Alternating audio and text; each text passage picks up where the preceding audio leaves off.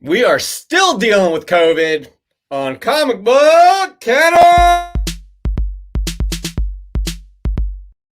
That's right. It is a COVID Friday indeed. Our good friend Christopher is still getting over that nasty virus. He is okay. He's getting better, but he's not where he needs to be to fully function as a human being. Again, I've been chatting with him pretty much every day, and he seems to be getting better and better every day. But guys, just be careful out there. Do what you need to do. Mask up, vax up, all that stuff.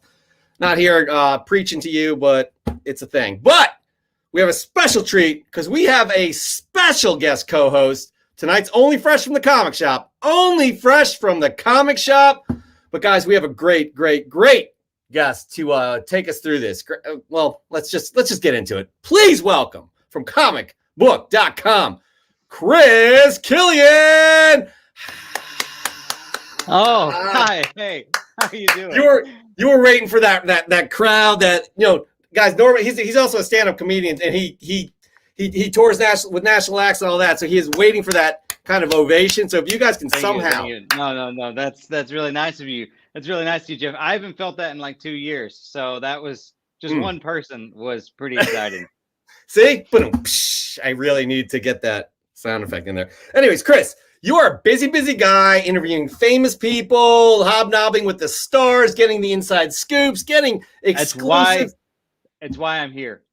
And that is why you are here to grace us with your presence, because a lot of people may be pissed in the audience here because you haven't gone through the kind of the ringer that we put people through to become a guest co-host. So this is kind of like a pre-screen to become a guest co-host. We'll get you on for a full show. Exactly. Don't give me that look. It's like, hey, you're not entitled. Okay. You got to earn your way here. I would never expect preferential treatment. Yeah, because assuming things like that makes an ass out of you and you. Is that how? Anyways. I think that's how the saying goes.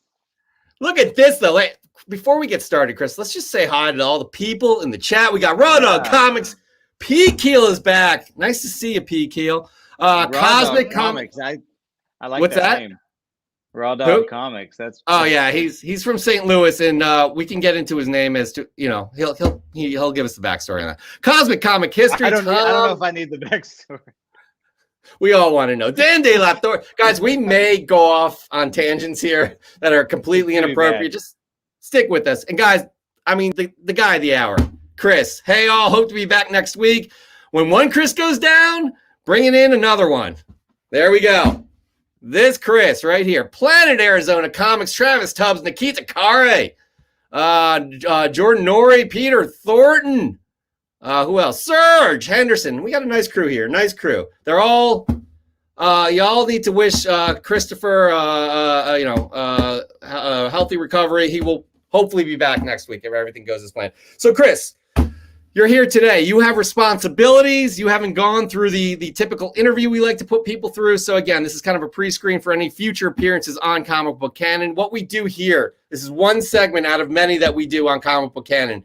And speaking of Cosmic Comic History, we are missing your segments, but hopefully let's talk on the side.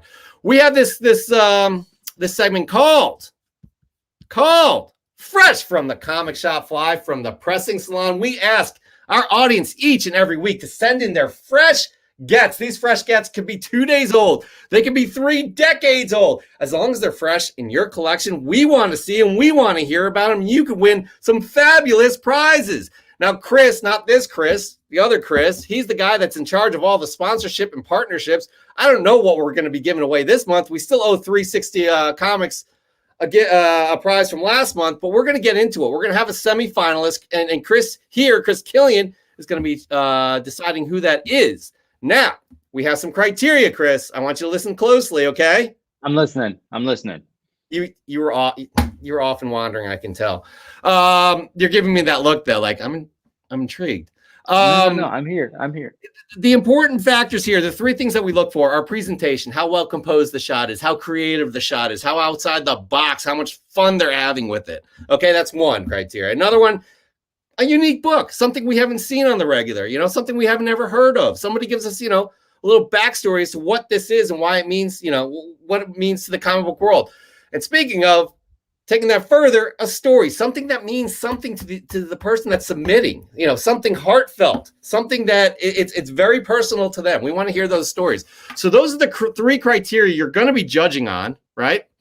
We're going to go through some of these too, and some of these are previous winners. They are not eligible to win, but they are still sending in some amazing submissions. So that being said too, we're going to ask you to show off your 3 fresh gets as well. We do one at a time. Yeah, one at a time. Well, I did come prepared. I'll prompt you. You're starting to take over the show. Sorry. I'm sorry. That was my bad. Yes. But before we get into this, let's get into you. Again, you produce amazing content at comicbook.com. We're kind of joking, but it's serious. You do, interview a ton of well-known people. You're in the know with a lot of the things that are coming down the road, and just tell us a little bit about how that is for you, how much fun you're having with it, and what it means to you.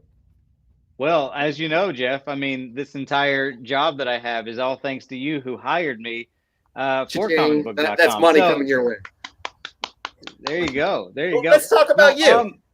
It's been great, man. It's been wild. I mean, obviously, you remember back all the way in the Get Up days. I mean, doing a daily show is hard. It's a lot of hard work, especially if you're the only one that's writing it. And, I've always maintained that there's a reason why, like, the Tonight Show has like 20 writers, because that's not hard to do, or not easy to do every day. So we do that. And and like you said, I've been interviewing for a lot of junkets and talking to some cool people. And then that's pretty much all that I do. I get to work from home now. I mean, we used to be in the studio, but I haven't been outside in about 18 months. So I just stay here in this space right here.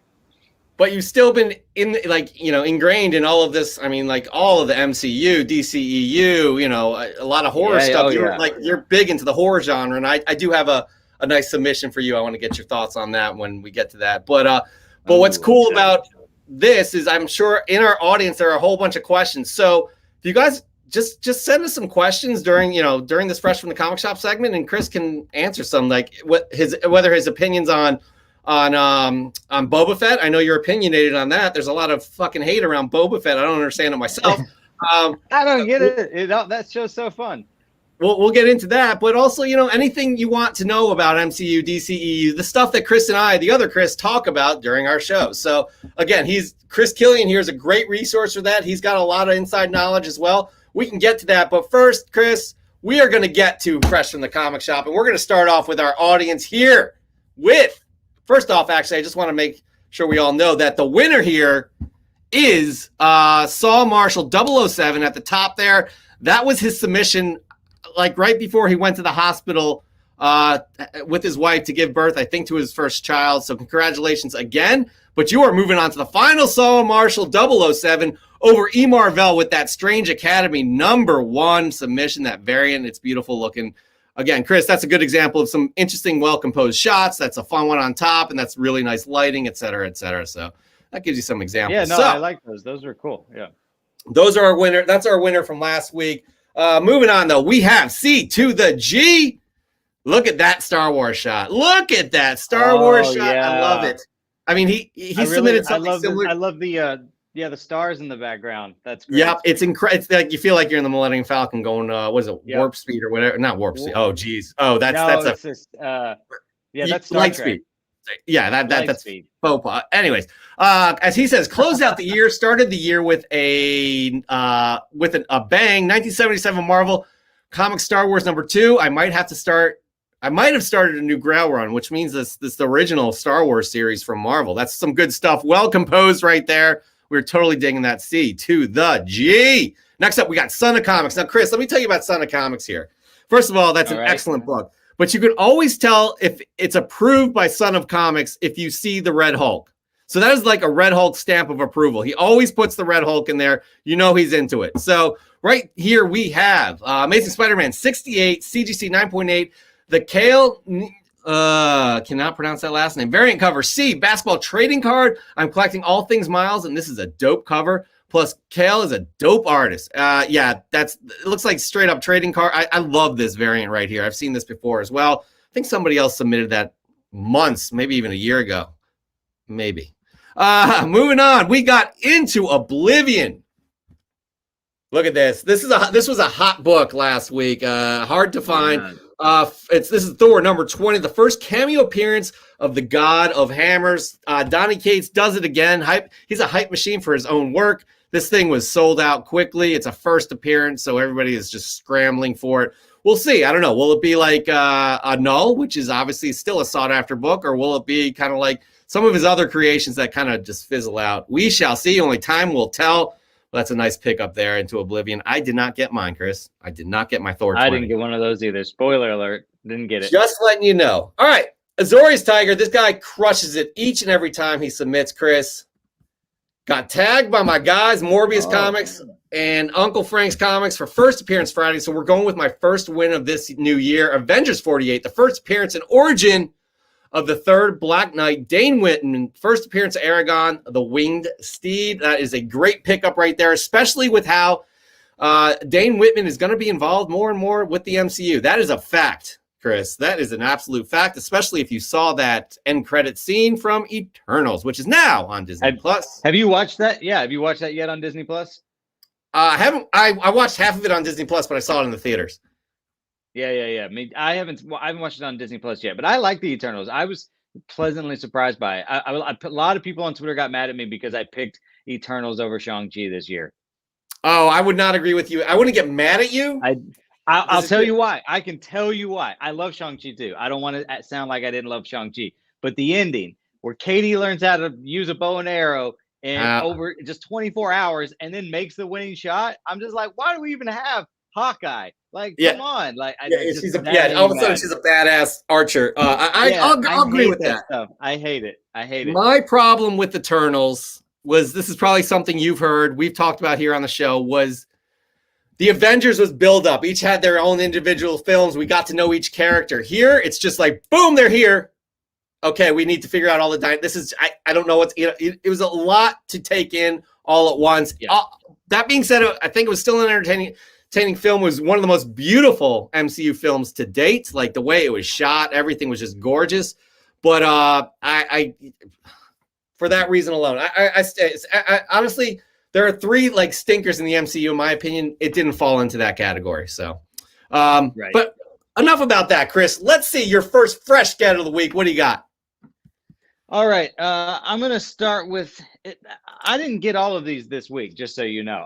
These are things that I've gotten over the last. You shouldn't have admitted that. They are going to give you shit in the comments.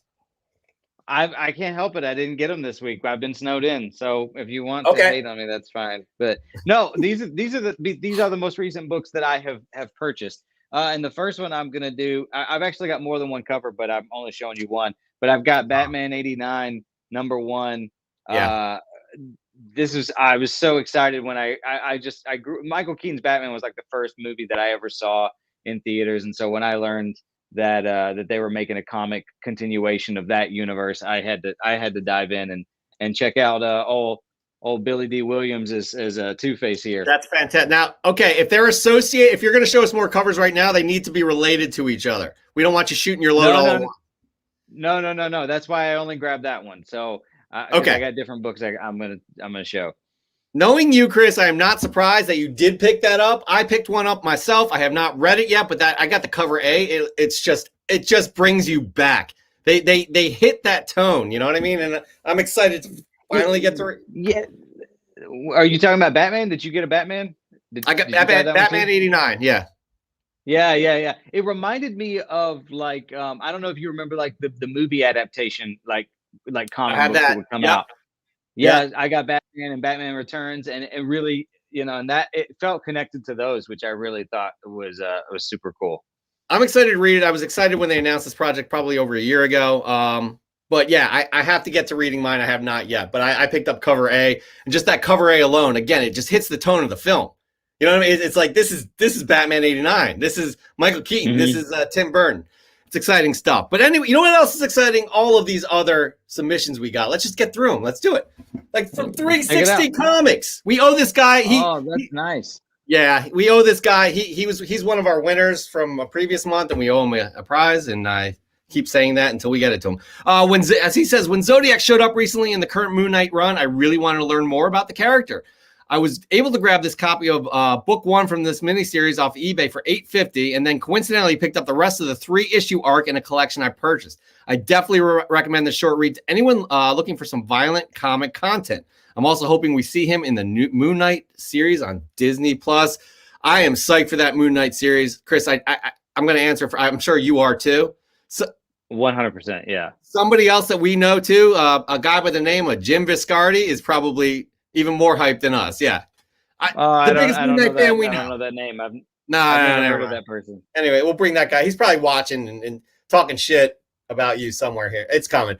All right. Here we go. Actually, Tom Tormey brings up a good point. I want to see if you agree with this, Chris. Batman 89 doesn't feel identical to the film, but it definitely is cool.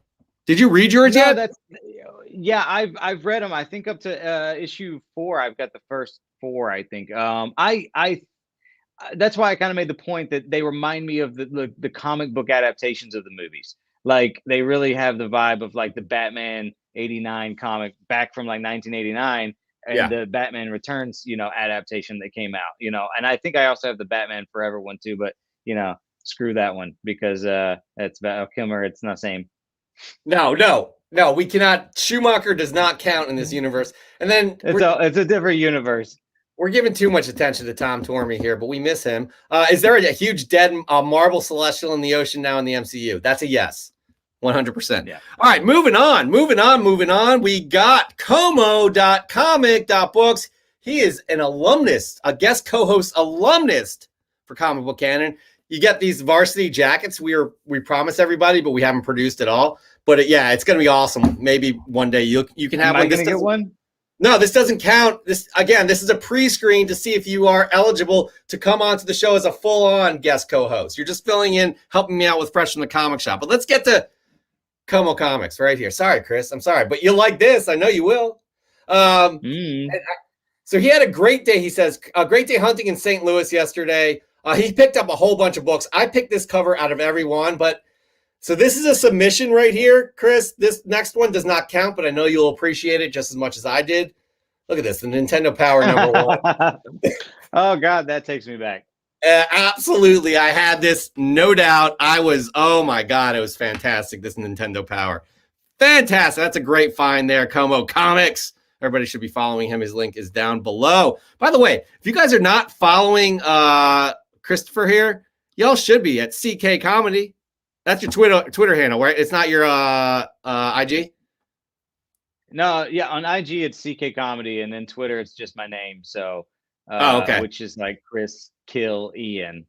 Either of those, you're gonna get great content because he does post quite a bit of not only his stuff from comic book, but also just your random jokes, I guess, right? That's right. On Twitter? Yeah. No, on Instagram. Yeah.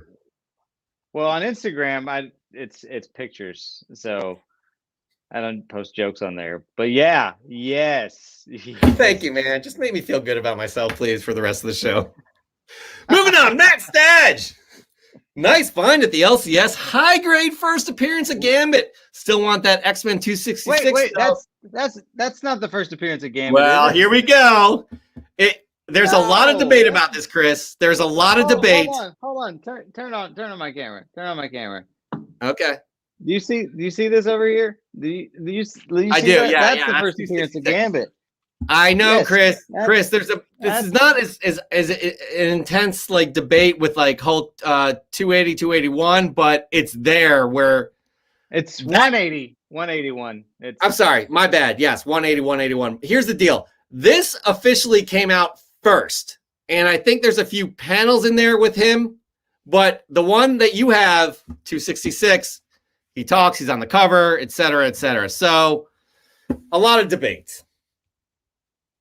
And I'm going to go to cover price. Next time you show me your next fresh get, I'm going to go to cover price, see what they say about that. Just want to see what their opinion is on the matter. But before we do that, Chris, which one's worth more? Yours is worth more. Yours is more. The market is dictating that 266 is the first appearance of Gambit. That's what the market dictates. That's how I look at it. It's a, you know, again, 180, 181. The market dictates 181 is, but 180. He's got a panel at the end of the book. I don't know. Anyways, well, I'll say it like this: 180, I can afford 180. So when I get it, that'll be his first appearance until I can afford 181. Okay, here's the deal, Chris. Here, okay, context matters. Yeah, first appearance in cameo with the annual, right? 266 is first full appearance, but a lot of people again will debate the first in cameo versus, anyways. Matt Staggs. If you see his face, then it's hard to argue that that's at least a cameo appearance. I agree. Listen, again, we're opening up a can of worms right here. I'm not prepared to have the debate at all tonight. Chris, though, when he comes back on, maybe you guys can discuss, and he'll give you the rundown. I think I agree with Journo that it context matters, and I think you can say first cameo appearance or whatever, and then first full appearance. I think there's a difference. There is, but again, people will hotly debate this as like, no, that's the first appearance. So, anyways, all right, we're going to talk about me though, and my first fresh get of the week. Sorry, Chris, we can still hear you if you want to interject. That's okay. You go. Okay. You do your thing. You did though. You just did interject. Meanwhile, this is my first fresh get of the week. This somehow, for some reason, there's a first appearance in here, but it was hard to find this week. This is Star Wars number 20.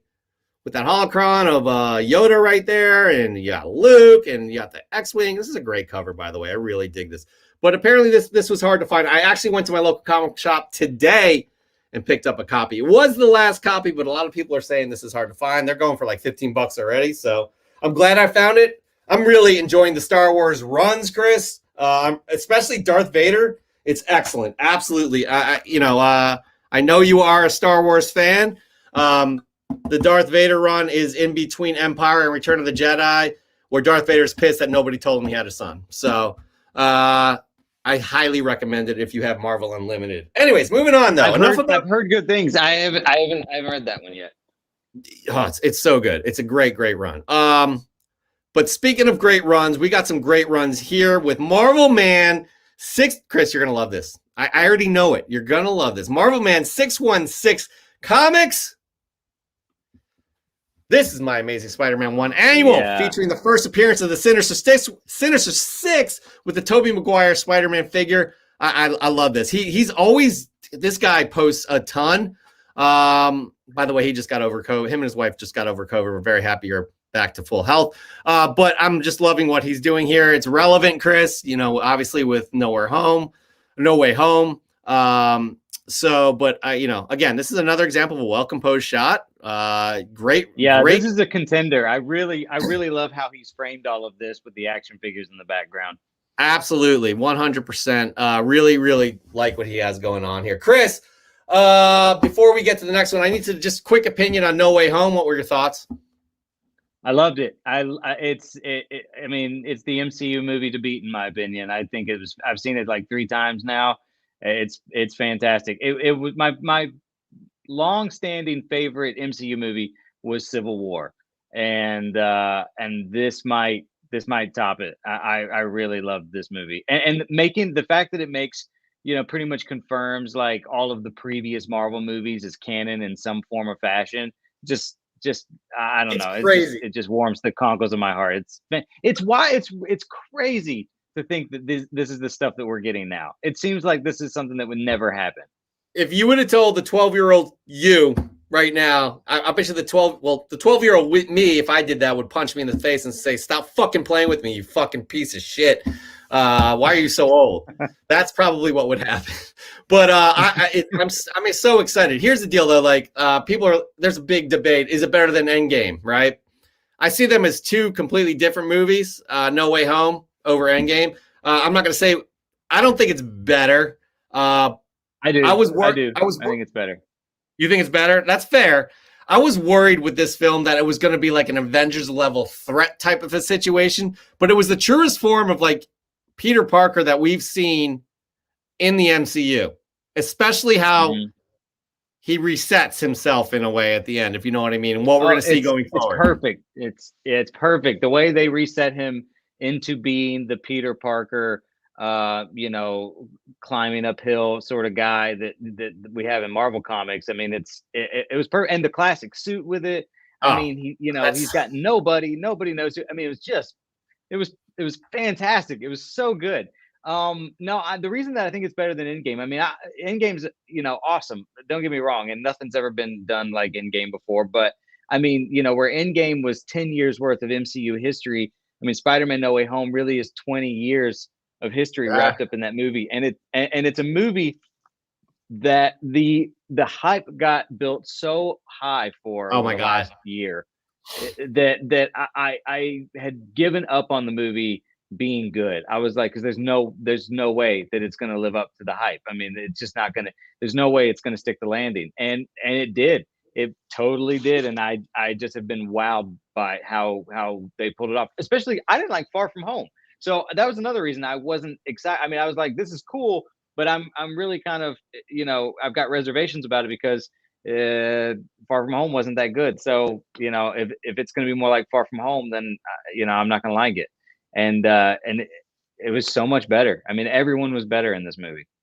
I agree, but I'm going to say something you may not agree with.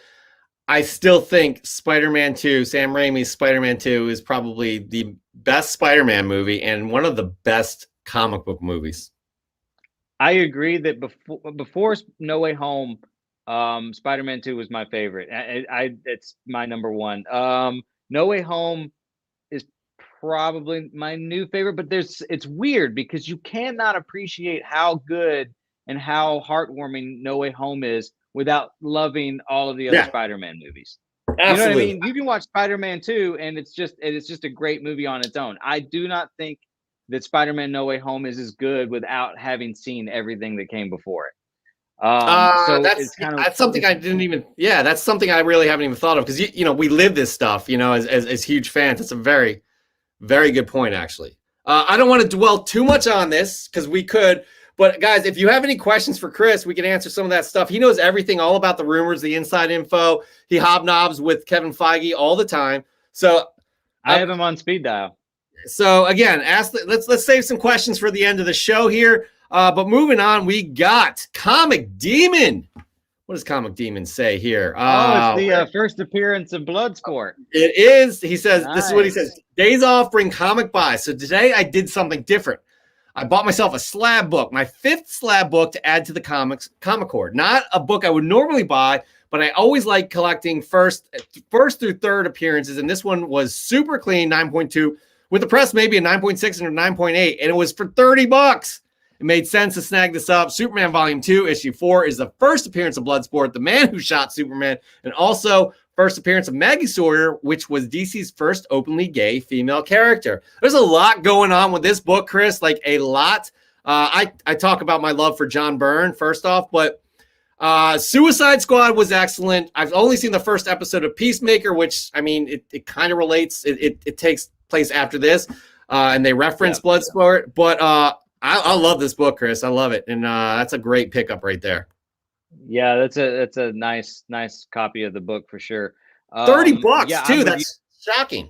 That only costs $30. $30, and he says with the press, maybe a 9.6 or 9.8 he could get out of that. Geez, I'm gonna I need to pick up one of those. That's one of the few that because I'm a key issue guy. I like picking up key issues. And that's one that I don't have, an affordable one. There's a lot of expensive ones that I don't have. Sure. Now, I do hope we see Bloodsport down the road soon because I really enjoyed everything about Suicide Squad. Yeah, the Suicide Squad was fantastic, and Peacemaker is more of the same. Peacemaker, it's kind of weird. I only watched the first episode as well, and I love it. Like I like 85% love it. But I do feel like maybe it's because it's a series that James Gunn's dialogue, I think, is getting away from him just a little bit because there's a lot of long-winded, kind of like jokey conversations that are going on that I think for a film, I think James would normally cut that stuff down and shave it down, but he has a little bit more time. And so, it feels it feels like I don't know what's a nice way to say it. It just feels like the characters are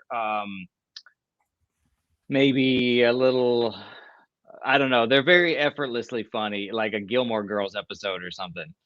Are you saying? You know what Do I you mean? think Like they're a situation where they're kind of exaggerated these characters a little too much in terms of how long-winded they're, what the jokes and everything that the scenarios they kind of get into.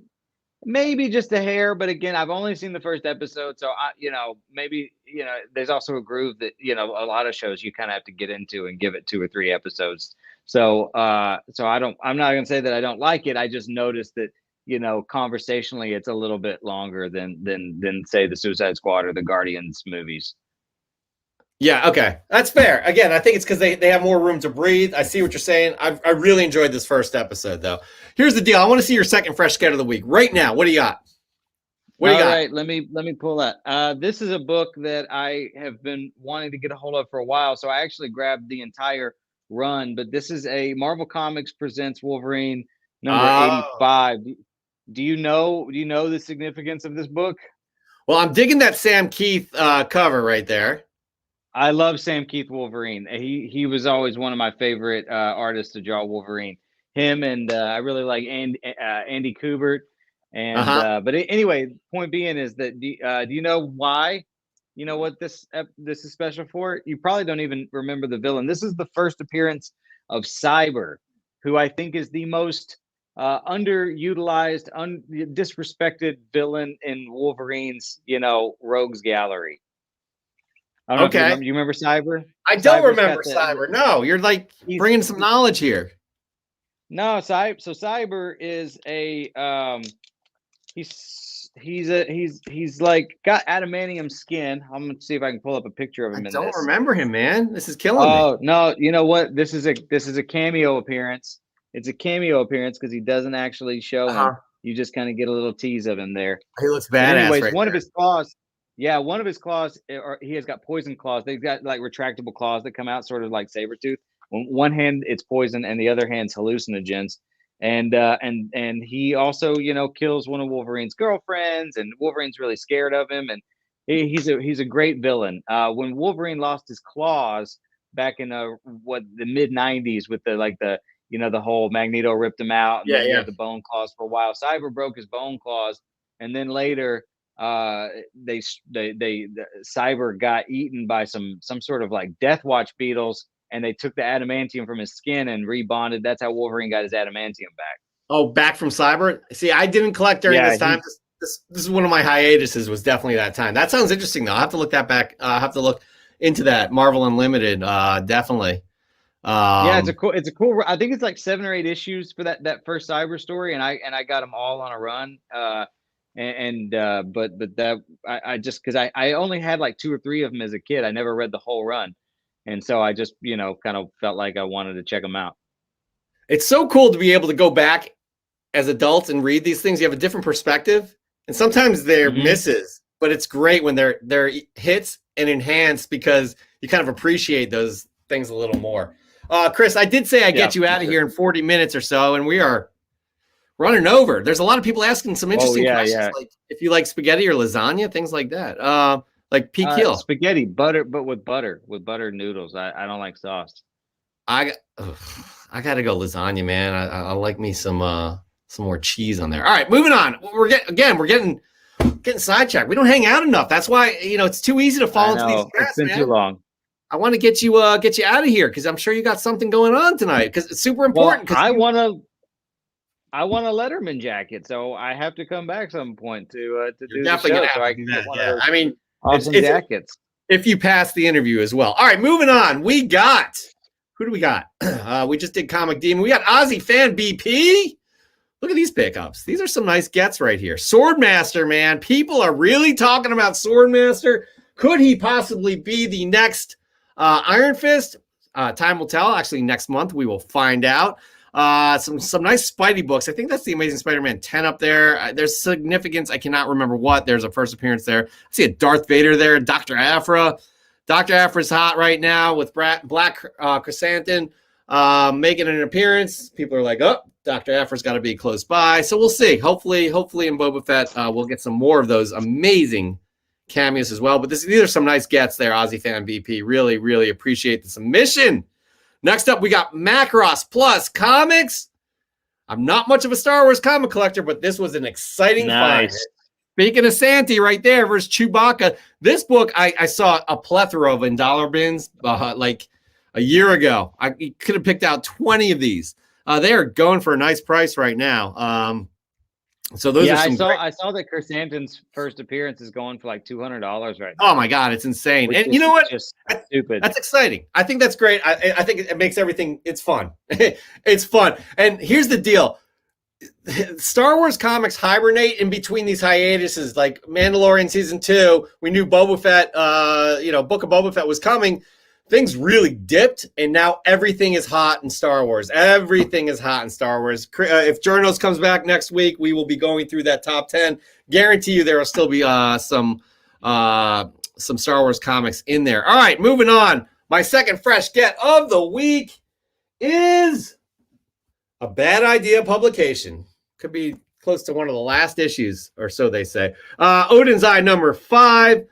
I have not started the series, but I appreciate these books so much. I mean, the quality and the effort, the talent that goes into all of these books. I mean, look at this like matte versus gloss. It's just gorgeous. It's just a gorgeous book. Granted, they're kind of shooting themselves in the foot where they said that we had Dinesh on within the past year saying that Bad Idea is done as we know it. Then they just emailed retailers saying, hey, it's not really over. You retailers have to reapply to be able to sell Bad Idea books. My local comic shop owner was like, I'm not doing it. So I'm just letting you know we will not be getting Bad Idea books. So I don't know what they're doing. I'm a big fan of what they do. Their stories are quality. Their content is quality. Everything they do, just the book in your hand feels quality, but they are just shooting themselves in the foot. I'm not sure how familiar you are with Bad Idea, Chris, but they were super hot coming out the gate because they're very limited, hard to get, and they did that for a reason to create hype. But now it's kind of like they got all these crazy things going on, and people are kind of losing interest. So, and that's unfortunate because I think no, I don't. I'm not up to speed with Bad Idea. Yeah, we'll talk offline. I'll let you know what you can pick up because again, the stories are quality, the books are quality, but they're just playing with people's hearts.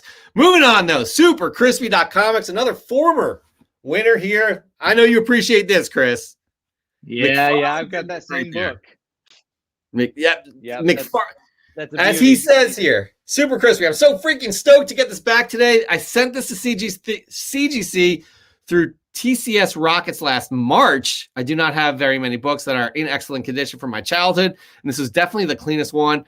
I really wasn't expecting a 9.6, but now that I have it back, it does look super crispy. This is a great book. But March, God, Chris, that's not 10 months ago. CGC. Is that all right? It takes? This is why I don't have CGC. This is why I just get these. I love these frames that you can just take raw books and put them in. And I love those. I always get raw. I mean, I've got a few CGC, but I definitely prefer getting like really high quality raw grades because the number doesn't really matter all that much to me if it looks good. I mean, also you can pop that open and just smell the book. It just smells wonderful. It's just that old school really comic book smell. Nori Jordan. Let me tell you something about Nori Jordan, Chris. He is the biggest Thunderbolts fan you'll ever meet.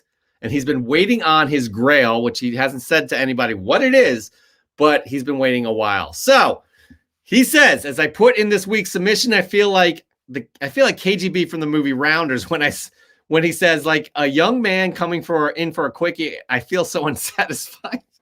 Hopefully, at least some people get the reference. For 3 weeks, I've been waiting to pull up a Thunderbolts grail, and I am getting to the point. I'm concerned. I've been scammed. This week's submission is not what I was hoping for, but some Thor 20s, Chris. Going back to those Thor 20s, a Hawkeye number 1. That's a book that will maintain value right there.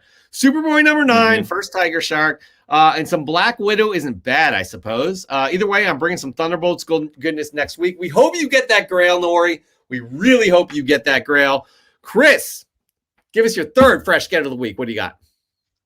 All right, this is my final one here. It's sort of same thing going along with the Batman 89. I've been collecting the Superman 78, and this is number 4, which is the most recent one that I picked up. But great. It's great. I love the story continuation they've been doing with it. You know, it's kind of nice to see what Christopher Reeve Superman, you know, is maybe up to. 100%. We had Robert Venditti on the show, the writer of that book, maybe 6 months ago. We were so excited. I was excited, super excited when they made the announcement of Batman 89 and Superman 78. I was more excited about that book right there, which I have, and I just haven't read either. I'm really trying to get to it, but that is, to me, that is, and I feel the same for you. That is our Superman. Christopher Reeve was our Superman. And that I don't think anything will surpass that, as much as I want to see more Superman in the DCEU, but we shall see. Speaking of smelling comics, though, Journals, where are you? I saw it. He said he couldn't smell comics right now. I read that comment. That made me sad for him. I can't smell my books right now. Mark Leneker says he can't smell his books either, so I would expect that as well. Anyways, moving on. We got more. Great submissions here. I Get Money Cutting. This is a new submission. I haven't seen this name before, but I Get Money Cutting. This is the one I was talking about, Chris. Dope cover, probably my favorite one out of all of them. Dope will be in my collection for a while. This is the Stray Dogs, and they do these horror kind of homages, and this is obviously to It. Yeah, Pennywise. Yep. I figured you'd appreciate that one. Yeah, were you there when we did the Pennywise sketch? I saw it. I thought it was excellent. Yeah, that makeup was awful. God, that makeup process sucked. Oh, I'm sure, but it was worth. I mean, it was great, especially you under the gutter, right? Yeah. Hold on, let me see if I can find a picture of it. I don't know if I. We should get the link. We should get the link and put it in here and put it in the chat for people to check out Chris's take on it. Obviously, it's a comedic take. Yeah, it was fun. All right, how about you look from that? We'll get to Union Josh's comics real quick.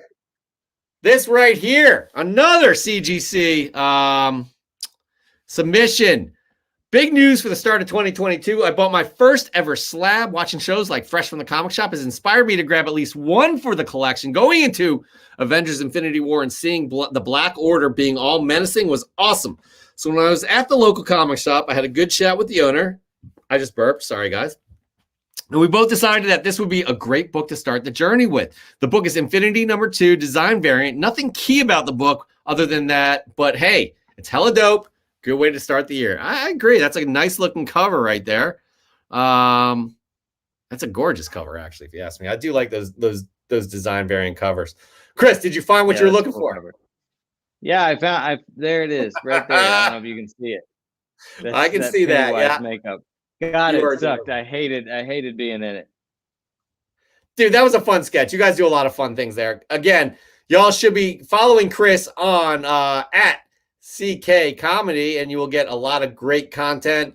Comicbook.com is where he puts a lot of his effort and talent in. And him and a lot of the people over there, very creative, a lot of fun stuff. All around the stuff that we talk about on the show, so I know you all love that stuff. Moving on, I love this Arana Escarlata submission right here. Beautiful Electra, Black, White, and Blood number. Actually, Black, White, and Blood 1 in 25 variant by Bill Sienkiewicz in her Daredevil costume. This is a fun thing they got going on here. Electra is Daredevil, and that is a gorgeous, gorgeous cover. Good stuff there, Arana. Good stuff indeed. Chris, next up, we have the comic couple. These two, they're married with children.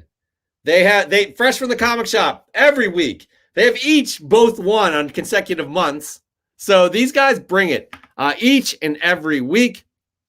We got April X Visions. Love this cover. I always go for the ones that speak to me.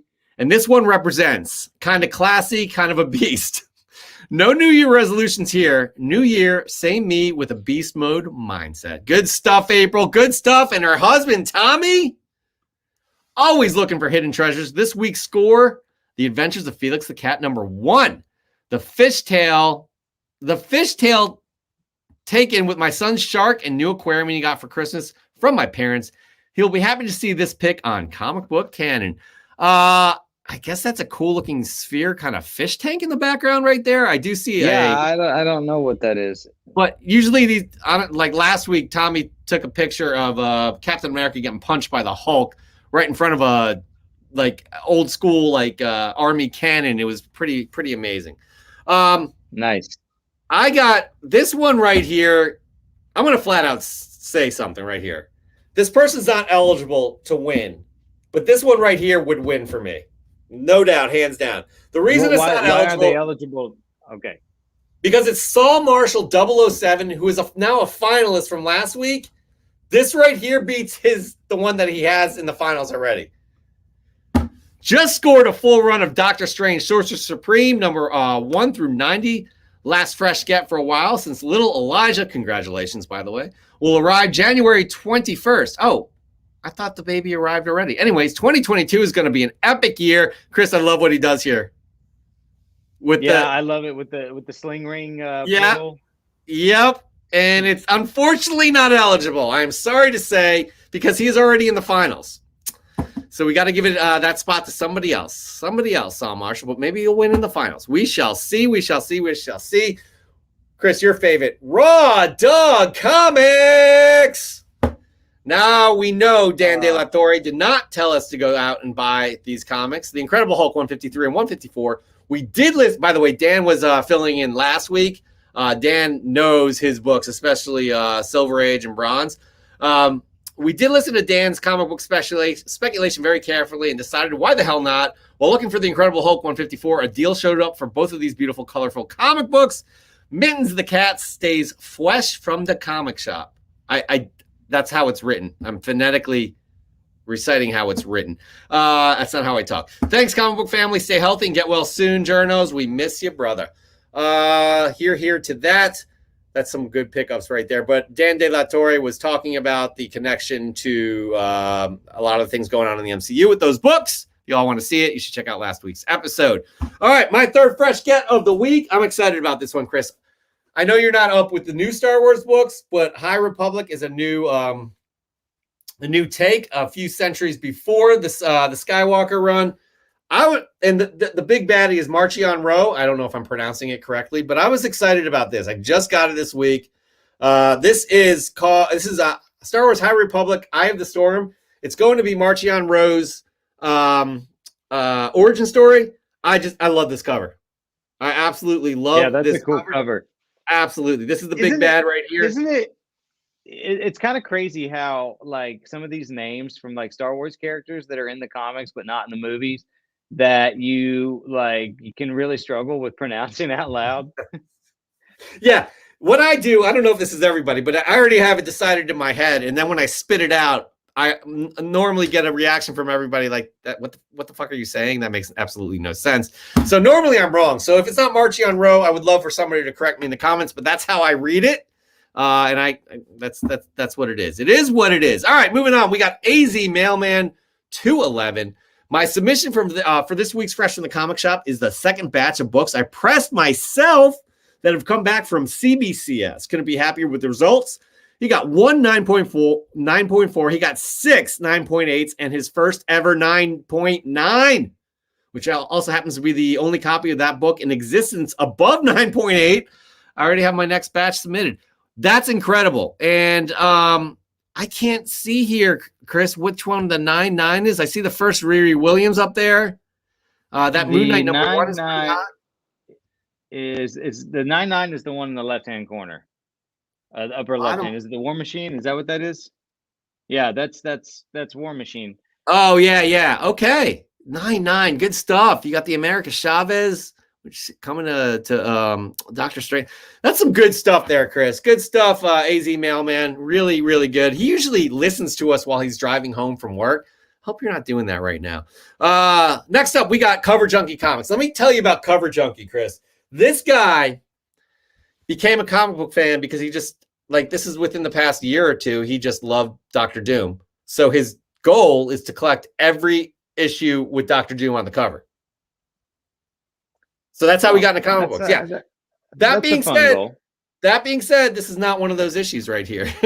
As you can see, we got fresh. You set it up, man. Let it down. I do this every time, because he's starting to expand outside of just Doom. Fresh from the comic shop with issue number 2 of The King of Spies from Mark Millar and Image. The story is about a veteran CIA operative who has 6 months to live in a life of mistakes to make up for. It's been action-packed, the art is amazing, and Mark Millar does a great job connecting you to the character. This book will most definitely get some screen time on Netflix or wherever. Go get it. It's a nice recommendation, and Mark Millar does have that deal with Netflix, so I would not be surprised if it does make it. All right, Chris, we have 2 more submissions left. I hope you're doing your job. You do have responsibilities. I hope you have not forgotten that. No, I'm paying. I already have 2 front runners in my head. All right. Moving on, we got Nerds Being Geeks. By the way, we all should be following Nerds Being Geeks. Link is down below. Dark, a horror anthology by Aftershock. I found this on the rack recently. If you enjoy the old EC comic horror stories, that's a Mark Leneker thing right there, definitely. Then you should love this. Several short horror stories written by some big names in the comic industry. Jim Starlin and Cullen Bunn, just to name a few. All this collected in a magazine-sized format, just like the classics. That's awesome. That is awesome. Because those kind of like classic oversized books, that takes you back to like the 70s and stuff like that. So it's pretty cool. Yeah. Some of those old horror books, like the Tales from the Crypt and stuff, some of my favorite books growing up. I mean, you're a huge horror fan too, so this probably is right up your alley right here. And that's an interesting mix right there, just saying Jim Starlin and Cullen Bunn. So good stuff there. I was not aware of this. Thanks for bringing it to our attention. Nerds Being Geeks. And finally, last but not least, we got 080879 Lions, a.k.a. Serge Henderson. Fresh from the comic shop, hello comic book community. Got this recently, and I figured showed off to you guys just the first appearance of Dazzler. Not just the first appearance of Dazzler. That's a great cover. I actually just saw this in a shop like 2 weeks ago, and I almost bought it, but I did not, and I kind of regret it. But this is a great pickup there, Serge. Great pickup indeed. All right. Chris, you have a decision to make. You said you had 2 in your head right now that you kind of got. Yeah, same 2. Why don't we do this? 2, I think.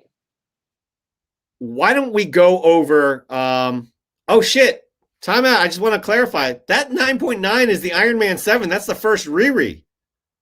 Oh my god. And there's no other 9.9 on the wow.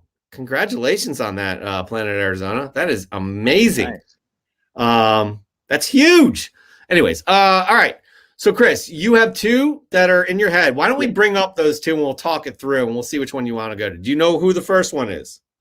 Yeah, the first one is the very first pick was the Star Wars one, because if we're going based on presentation, and I loved the background with the Millennium Falcon Lightspeed, and that's just a cool. I mean, Star Wars #1 back there is just a cool book. Yeah. So I mean, we did a first appearance about that, or major issues. That's with Darth Vader. So those are some cool books, and I love the background. Explain major issues real quick before we get. Chris, tell them about some of your segments here. Major issues. What is it? Yeah. Major issues was it was a cohesive idea, I think, between us, where we basically did a deep dive into a character's first appearance, and it came with some really bad voiceover and a look into the comic, and I think we talked about what the comic was worth, and there's some really good episodes of there's a lot. That was a very fun series, and Chris, his talents, he definitely dove into his talents because, as he says, they're horrible voiceovers, but on purpose, and they're purposefully horrible, and it's a lot of fun. I'll share some of those the links here maybe next week or so. All right, your second. I think the Spider-Man one, we had me hanging upside down, or the Wonder Woman one, I was on the invisible jet. I mean, there were so many. The Luke Cage one with Cottonmouth. That was the very first one that we kind of like borderline got in trouble with. Yeah. Anyways, moving on. All right, your second. Iron Fist. You were in the Iron Fist. I was in the Iron Fist one. You made a cameo appearance. Yes, that's true. We'll check those out. Are they still up on the comicbook.com YouTube? I think so. Yeah. All right, most we'll of check them. those out. All right, so the second one, Chris, you have the first one, which is C to the G, the Star Wars submission. The second one, what is it? I'm gonna have to go with the Spider-Man with the Toby Spider-Man action figure posing beside it. I went Marvel, with that one. man, 616. Where are you? Where are you? Where are you? There we go, right here. Yeah, I love that book. I love the pose he's got going, and all the pop figures behind him. I mean, he did it in a way that the picture is very busy, but it's also but not distractingly so. You know what I mean? Like he's got enough distance between the foreground and the background that you can tell what everything is, and it's just a cool picture. I like that picture. All right, so these are good kind of finalists for this semifinal spot. The thing is, you're gonna have to make a decision. That's why I was telling you, so you could help me talk it out. I thought that's what we were doing. This is a pre-screen for you to become a guest co-host on a future episode of Comic Book Canon. Let's see if you can see your responsibilities through. Oh God, I don't know. I don't know how. You got to give me a little backstory on these guys. Are both of these guys like they're regular? They regular. Oh, they regularly they're submit. They both did so well. Dang, and they're both. I feel like they're both timely with Boba Fett and Spider-Man No Way Home. God, it's what Journo said. Who's already won? Oh, you know what? He's a past winner. All right, there you go. Marvel Man. Wow, look at C to the G owning up. All right, Marvel Man 616. You are moving on to the semifinals. We will determine who. I'm actually. Go ahead. I'm very relieved. That's how that worked out, because I was feeling bad because they were both great. You know what? Yeah, that's Chris. Well, thank God Chris is here. Journos to clear that up, because it's hard for me specifically to keep up. But Marvel Man 616, you are moving on to the semifinals. We will determine who you are going up against next week on next week's episode. This week's episode, I miss my co-host Journos, but I am happy to have people like you, Dan De La Torre, stepping in. Everybody just showing up, and again, let's give well wishes to Journos. Now's a good time, though. Again, Chris is in the know with the MCU, with DCEU, with all of the fun stuff. Horror is his thing. So there were a few questions. I'm not sure if I'm going to be able to scroll all the way past this, but some of these questions. But Chris, we did have some legit. Actually, one person asked if you could be a teenage mutant. Which Teenage Mutant Ninja Turtle would you be? Yeah, I was always partial to Leonardo, because blue's my favorite color, and that's the only reason why. Because I was like 6, but I'd have to say probably Mikey if I was gonna end up being one, because I'm not smart enough to be Donatello. I'm not angry enough to be Ralph, and I'm not disciplined enough to be Leo. So I love pizza. It'd be Mikey. Okay, I'd have to say I'd be Ralph. But anyways, Chris, this is a big one right here. You have to answer correctly on this next question. Okay, all right. Yeah, let's do it. Who's going to be the next Black Panther? Oh God, that's a tough one. Well, by the sounds of it, it's not going to be Shuri. Yeah. I don't know if they're going to keep her around or not. I don't know what's going on with that. But where there's smoke, there's fire. So, I don't know for sure who.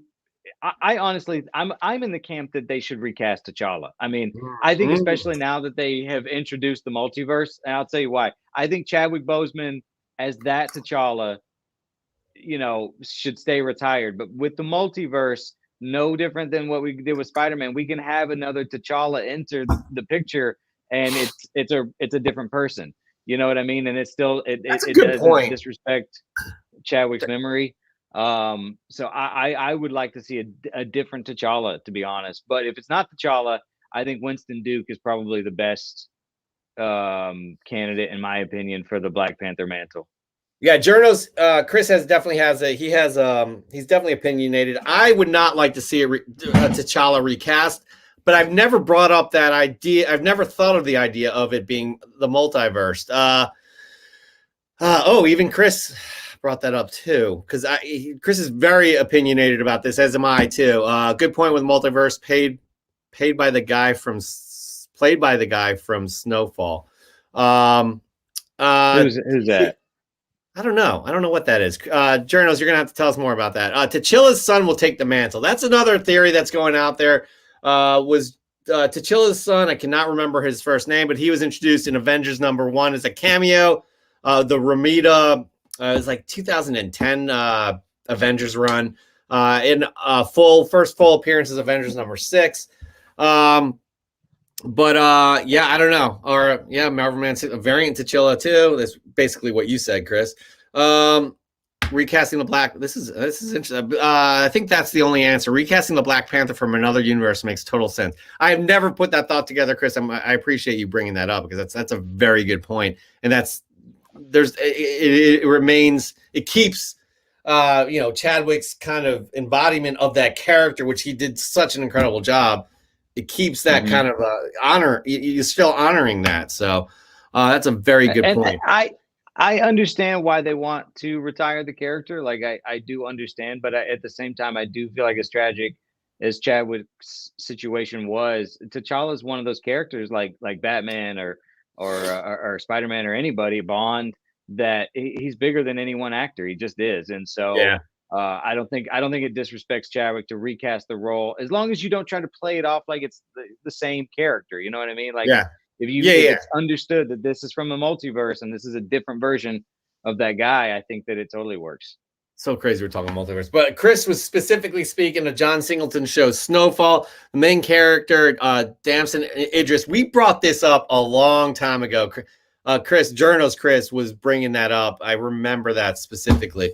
All right, moving on for another one. Tishu, Eternals 2, yay or nay, Chris?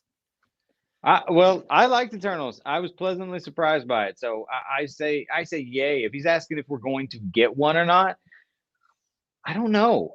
Because I mean, it didn't perform badly, but I think it underperformed for a Marvel movie. So I don't know if I don't think it's the last we've seen of these characters. Whether or not it's another Eternals movie or these guys branch off and go into separate projects, I don't know. But I mean, they're definitely coming. They're going to be back in some form or fashion. But I don't know if it's going to be in an Eternals 2 or not. We will for sure see those characters again. It's been confirmed by the woman who played Cersei. Also, wow, this is a good point, Tishu. Like, it was in a pandemic. It was $460 million without China. So China's huge in terms of bringing revenue in for all of these films. And again, it didn't bomb. It just, for a Marvel movie, it underperformed. That's, I mean, you expect $1 billion. It's a bomb. It's not a bomb. Yeah. Chris, you're going to like this question. When is the Marvel horror going to kick into high gear? Like I think Moon Knight is probably going to be where we're. In my opinion, WandaVision kind of touched on it a little bit. I mean, there's something really scary about. I know that it was all made to look like these corny, kind of versions of like TV shows, 60s and 70s and 50s and all that stuff. But there was something really unnerving going on there about Wanda's whole situation. I think it's kind of touched on that, but I think Moon Knight's where we're going to see like full-fledged horror. And then, of course, we got Blade coming up after that. And there's a lot of rumors that Ghost Rider's been cast in the MCU already. So, we do have a Werewolf by Night coming too. We have Werewolf by Night coming, the Halloween special. Yeah. You're right. This fall, I think, coming up. So that's starting to move ahead too. Here's the deal. Right. I don't want to keep you any longer here, man. I really appreciate you joining us. Journos really appreciates you joining us. We appreciate the audience for joining us. This has been a great show, Chris. I think you've passed your pre-screen, and you are eligible to be potentially come on the show as a guest co-host, pending you pass your interview. So again, there's a few other things that have to be done, but I would be honored if you come on the show and we'll see how things go. When Journos is back. Yeah. Hit me up, man. You got my number. Just text me all the time, like you already do. Well, I'm actually going to probably leave your number in the chat so anybody can text you as well. So we'll see how that goes. But again, Everybody no, seriously, seems really nice here. That's fine. Hi, what's going on? Me and Raw Dog will start becoming pals. I'm sure. He's ecstatic. He hasn't talked about you at all, but let's see what happens after this show if he hits me up for your number. But anyways, no, all seriousness again, Chris. Seriously appreciate you stepping in. Christopher, aka no, it's my Journos. pleasure. Thank you for having me. Thank you for having me on. It was Journos, you better get ready, always man. fun to catch up. We got to get our shows back going here with our news and our top 10 and all that good stuff. So we appreciate you all for joining us as well. Give Journos some well wishes. Send over some Vicks Vapor Rub. I don't know if that helps with COVID. I don't know, but he needs something. Just a little vitamin D and some zinc or something like that, or inject bleach in your veins. I did not say that seriously. That was a joke. That was a callback to a former president. And look, as a professional comedian, that didn't sound like a joke. I'm just going to say it sounded very serious. Oh, I regret saying that now. Anyways, until next week, y'all be good to yourselves, be good to each other, and just have a good week. And we will see you soon. Chris, hang on. We'll chat post show. Peace.